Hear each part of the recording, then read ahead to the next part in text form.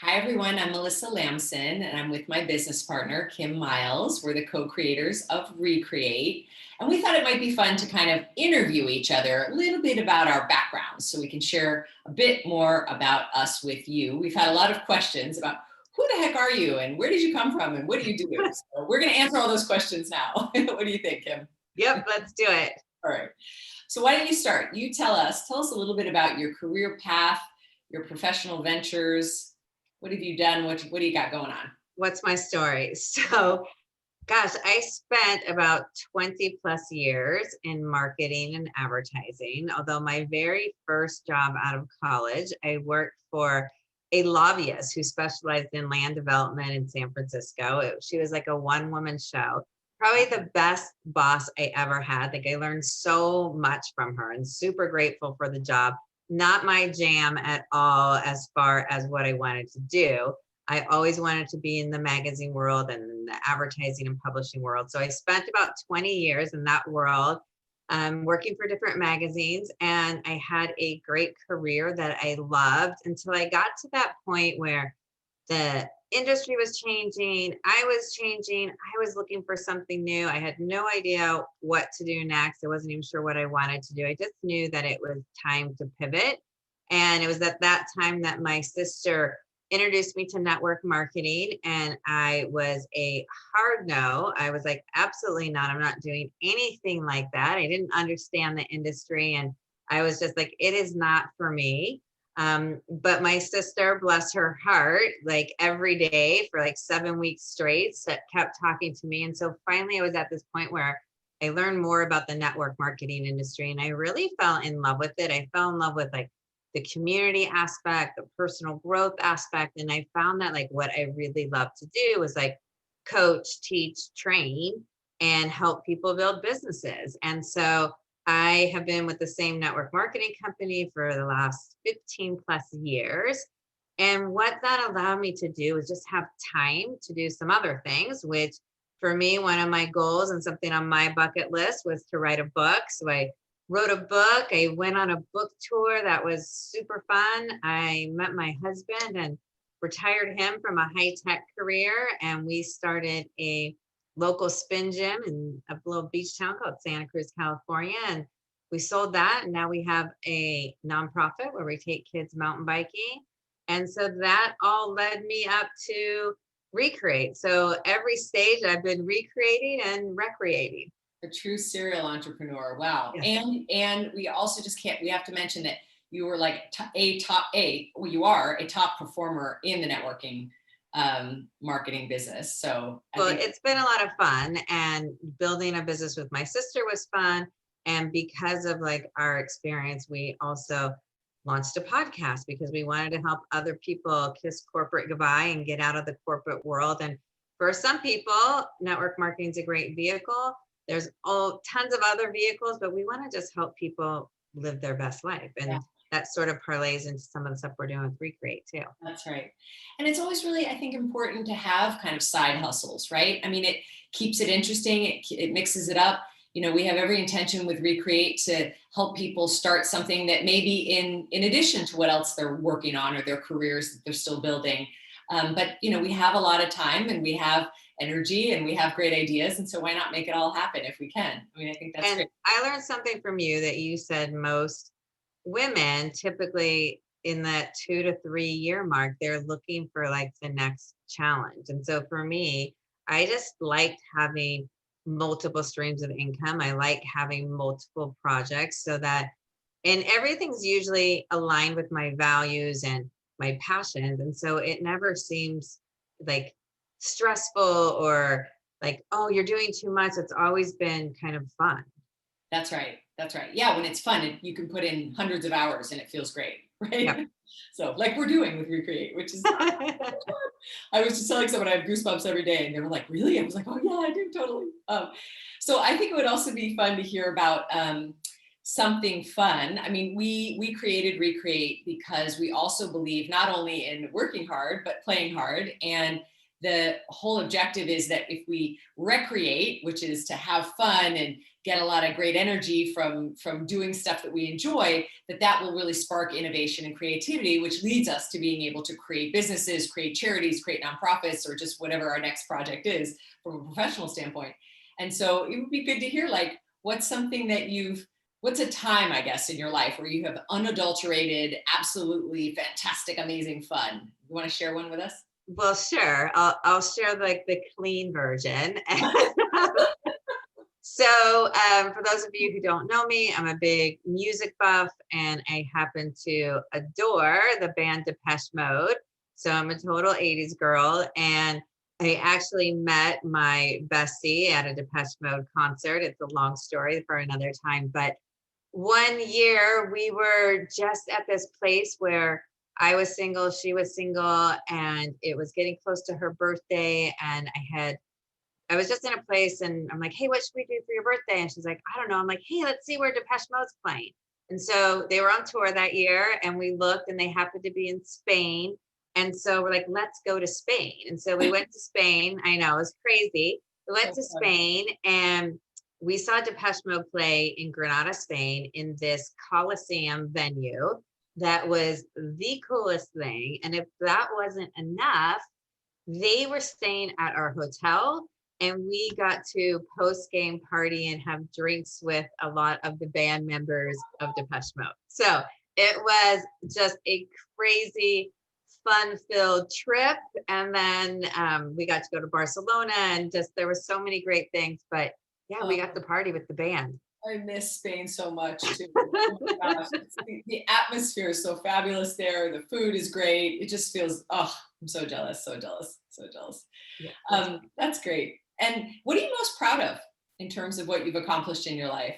you know, this isn't going to be a business thing that I'm proud of. And I don't even think you know this about me, Melissa, but when I was 30, a friend of mine said, hey, do you want to run a marathon? I'm like, no, I don't want to run a marathon. That's insane. Who wants to do that? And she said, well, we could raise money for the Leukemia Society, and they'll send us to Paris for free. And so I'm like, okay, I'm in. Because I'm like, if I'm going to run a marathon, it might as well be in Paris. And so super proud that, and it wasn't just accomplishing like the marathon, because anyway, it's really like the training and the discipline that goes into running the marathon. So I'm super proud of that. I would say that's one of the things I'm most proud of, that I actually said I was going to do it. I trained really hard to do it, and then we did it. And I know you're an athlete. I mean, you're an incredible tennis player. You do run, you work out, you do lots of exercise. I haven't ran that far since, ever. But that's a long distance. That's an amazing distance. And did I get that right? The marathon was actually in Paris? It was in Paris. Yeah. Wow. Yeah. Cool. It was one of the coolest things. And I will tell you, for people who are runners, I'll get this. Like, it was right around mile 18 where I was just like, this might be the dumbest thing I've ever done. And it was kind of starting to mist and rain, and I was like miserable, and I was like, this is terrible. This is so stupid. And then like I turned the corner, and there's the Eiffel Tower, which is just so breathtaking that I'm like, all right, I could do this and I could finish it. So it was pretty incredible. That's incredible. Unbelievable.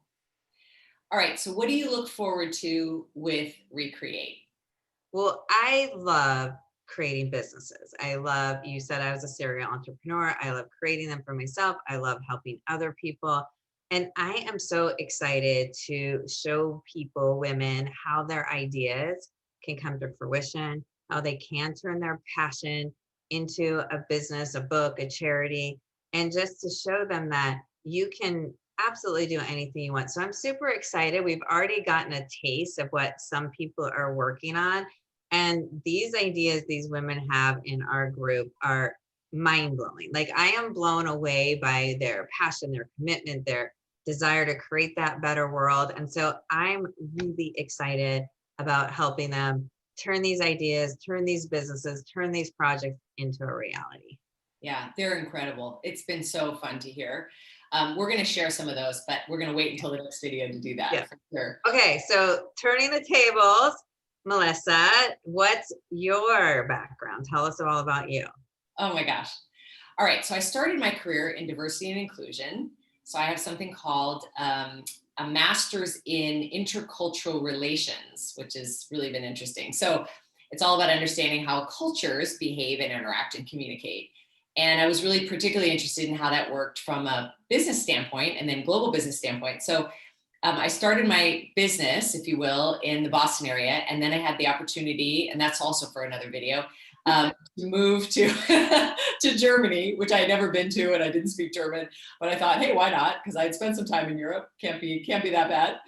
It turned out to be wonderful. And I lived there for 10 years and I ran two companies. And one was on global leadership and developing global mindset for executives. And the other was on diversity and inclusion in Europe specifically. And worked with all kinds of amazing companies like IKEA and SAP and Deutsche Bank and et cetera, and really got a lot of experience with the corporate world, but also got the experience to work in over 40 countries on projects. And so really incredible experiences in South Africa and China and Brazil, and it was just mind blowing. And so always learning, always getting the opportunity to meet new people and be around other cultures. And that was so fun for me. And then I moved back to the States and sold my business in Europe, the diversity and inclusion business, and then continued on with my leadership business. And so my program is running at LinkedIn and Google and Facebook, et cetera, SpaceX. So it's been really fun to kind of continue on with the leadership and management development work. And then simultaneously, I also started really doing a lot of work with women in leadership and have a coaching roster with women in leadership, or helping women be better leaders and get into leadership positions. And then also some workshops also with women. And that's been really successful, and have launched that in several different companies. And from that, it's really been like, okay, what else could we do specifically that would support women? And hearing so many stories from women in their 40s and 50s on what they're interested in and what they want to do and what they don't feel is really working for them inside the corporate world or in their own organizations or in their lives at the moment, it's really given a lot of impetus and data for our how we want to position the whole project with Recreate, right? So we've based really a lot of what we've designed at Recreate on exactly that, on our experience and knowledge with all the women that we've been helping and coaching and working with. So that's essentially what my background's been until now with Recreate. So I get to And you've also published how many books? 6. Yes. One actually in English and in German, although I can't take really credit for the German version. No, but it's a big deal. I mean, I know when I wrote my book, I don't think I would have written it if I didn't have like a co-author. So to write 6, it's a huge accomplishment. So okay, let's go straight to the fun piece. Like, when was the last time you could remember just the best time of your life and something that maybe we don't know about you? Well, it's funny. There is something about Spanish speaking countries, right? So I was in Argentina and I was actually seeing a tango show at this incredible hotel, which right now the name is escaping me, but if it comes to me, I'll mention it. And beautiful, but a tiny, tiny space and unbelievable dancers. So they're dancing right next to you, right? So you can almost touch them, right? Or you literally could touch them if you decided to be creepy and reach out and do so. But they were just leaning into you while you're drinking this beautiful Argentinian wine, and they're dancing all around you, and the show's incredible.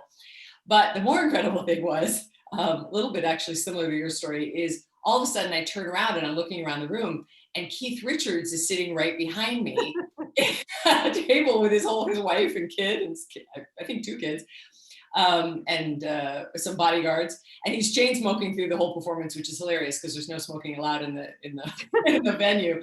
But they're not going to tell Keith Richards no. And apparently he was there with the Rolling Stones playing shows and was staying at that hotel. I was not, unfortunately, so I didn't get to party with him afterwards. But it was fun to see him, and it was funny because the show was straight ahead and he was straight behind, so I had to kind of turn all the way around to look at him a couple of times because I just could not look at Keith Richards. So right, the evening was a blast and really fun. That sounds so fun. Yes. I don't know. There's something that I'm so excited to get back to: live events, live parties, and fun like that. And I know we incorporated that into our Recreate program because both of us want to do more of that. And we know so many people. So you can expect some pretty amazing blowout party events from us while we're creating amazing things. So you have done so much. I think I shared on our earlier video, our intro video, if you haven't heard it, how I was just so inspired and impressed by you. And when I moved to Arizona, I really wanted to be around like people, women who would inspire me, and you are definitely one of them. So what are you most proud of? Well, it's interesting that you say that. And, it just came to my mind right now what I'm proud of. And what I'm really proud of is conceptualizing Recreate. And I know it sounds kind of funny to say that right now because we haven't even, I mean, we've launched it, but we haven't even gone through a whole program yet of Recreate. But what I'm really proud of is that Recreate is not only this incredible platform that's going to help individuals. What it's going to do is it's going to level up our town. I mean, you and I both lived in lots of different places, and now we're back here. We live here, and we love it here. We love the weather. We love our people. You have family here, so of course it's like our home. And we really want to see it grow. I mean, it's a fragile economy. If those of you who know economic studies of fragile and resilient and anti-fragile, and a San Francisco is an anti-fragile, a Seattle is a resilient. We are still fragile as an economy. And I think for us to be able to give all these women the opportunity to build something and build something sustainable that will stay in Phoenix, right?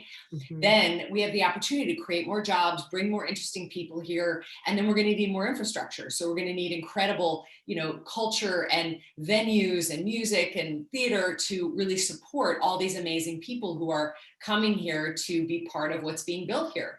And so I would say that if we achieve that, that's what we're most proud of. And maybe that actually leads a little bit into the last question about, what am I looking forward to with Recreate? Absolutely. I'm looking forward to that and achieving that and making that happen. But also I think coming back to what we're talking about in terms of fun and work, I really love the fact that we're working hard, but we're going to play hard because it's really time that we have some fun, particularly with all this pandemic stuff going on. We're going to be really looking forward to having a great time in 2021. Yeah, and I think I'm also just looking forward to the community that we're building because I truly believe we're better together. I believe that, Absolutely. when you lift people up, you rise too. And I'm super anxious because we're starting in January, but I'm just really anxious to like build anxious in a good way, Yeah. to build our community and just see people really, as cliche as it sounds, really live their best life and step into like what they're meant to be doing. And I think both of us are excited about that. Absolutely. So we'll leave it with that so that we're really looking forward to creating a better life and creating a better world and to be continued.